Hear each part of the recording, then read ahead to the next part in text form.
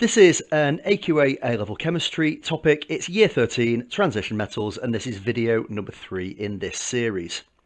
In this video, we're going to take a look at coloured ions, and I'm going to recommend that you're going to pause, have a go at the activities, and then review them and see how you've done. You get to see where your strengths are in this topic, and you get to see where perhaps you might be able to continue to build and improve.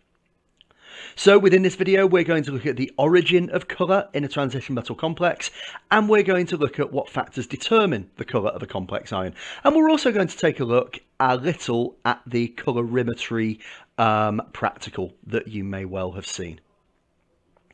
So if we take a look at here, we've got some changes and the associated colours. White solid copper sulfate becomes blue copper complex here, and then a yellow copper complex here. This cobalt is blue, it turns pink, and then it turns blue again, but you can see that the blue is not the same species. So for each of these, what changes have happened that could explain why there has been a colour change?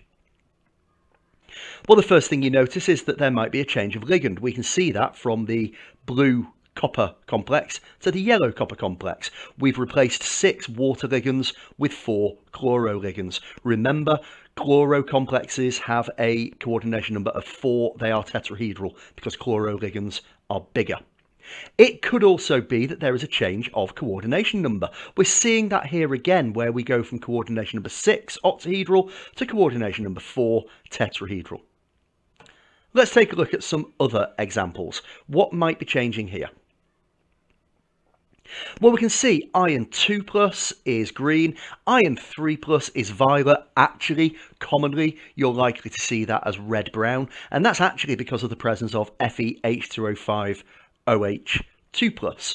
But violet is the official colour. But what's actually changing? And similarly, the red-violet chromium 3 going to the blue chromium 2, what's changed? Well, the ligands haven't, and the coordination number hasn't. If the overall charge on the complex has changed, then that must mean the charge on the metal ion has changed. In the first instance, for example, iron 2 could have been oxidized by oxygen in the air to iron 3. And that's another way that we can get a change in colour. So let's have a look at colorimetry, the process. We've got a diagram here showing an approximation of the spectrum of visible light. We've got ultraviolet with the shortest wavelength in this particular area, and red with the highest. Red going off into infrared, violet going down to ultraviolet. And if we take a look, we can see that transition metal complex ions, where they will absorb specific wavelengths in the visible region of the spectrum. And the reason that we see colour is that when those portions of the visible spectrum get absorbed, we see the colour that remains. Now, let's have a think about what we can say about these two questions here. Red light has the lowest energy in the visible region. Explain why. And violet light has the greatest energy in the visible region. Explain why. Well, in really simple terms, red light has got a longer wavelength. Because its wavelength is longer, that means it's got a lower frequency. And vice versa for violet. We have got a shorter wavelength and therefore a higher frequency. Now, if we take a look at practical colorimetry, I'm going to talk through some of the key principles of it. We have got copper sulfate solution, for example, and we have white light, which is made up by the whole spectrum, the whole visible spectrum, and the solution absorbs light at the red end of the spectrum.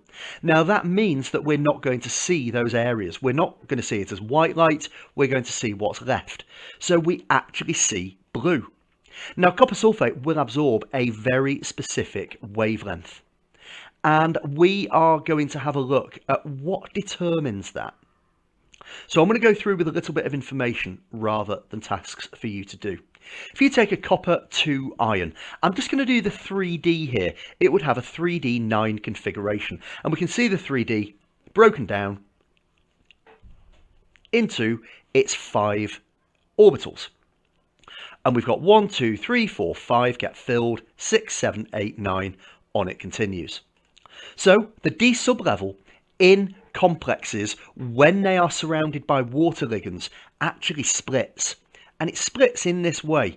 You can see I've got E on this axis. It splits in a 3-2, where two of the orbitals in 3D have slightly higher energy.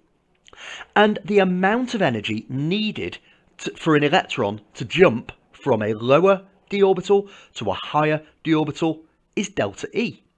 Now, delta E will be specific for a specific complex. What can change the value of delta E is the metal ion that's present, the oxidation state or the charge on that metal ion, and the type of ligand that's connected to it. So if we take a look at all of those things and we then think, okay, if I've got this metal with this charge and these ligands, delta E is this. Now, delta E is important when we consider what happens to the white light when it passes through the spectrum. The white light passes through and some of the energy is absorbed. The energy has a particular wavelength, and that's linked to the delta E value for that specific circumstance. An electron is excited from the lower to the upper orbital, and that uses the energy that's being absorbed. That's what excites it. And we see the colour complementary to what has been absorbed. So it can only happen when we have a partially filled D sublevel. And we know the definition of a transition metal is a species where at least one common ion has a partially filled D sublevel. It's a lot to take on there, and it's one that's worth reading around and getting further information. Let's take a look at the actual practical of colorimetry. So when we want to use it, what we can do is we can take our sample, and I take my sample and I put it into a container, and I have an identical container to use as a reference cell in which I'm going to put the solvent. In many cases that will be water. Now I've also got a coloured filter. That's going to select the wavelength that's going to give us the best possible reading, the maximum absorbance in our sample. We then pass that light through. The detector looks at what light has come through, and that is then taken to a meter or chart recorder. So we pass light through a sample, we receive the emergent light, and we record how much light has been absorbed by that sample. And that allows us to actually work out the concentration. So for example, I might take some unknown copper sulfate solution, an unknown concentration. I know it's somewhere between 0.1 and 1.0 mole DM to the minus 3. To use colorimetry to find its concentration, I could make up solutions of that copper sulfate at 1 molar, 0.9 molar, 0.8, 0.7, 0.6, etc., all the way down to 0.1. I can then measure those in the colorimeter and get absorbance readings. And I can plot absorbance against concentration. Once I've done that, I can use my graph. I can find the absorbance of my unknown copper sulfate solution and use the graph to find for that absorbance what the concentration would be.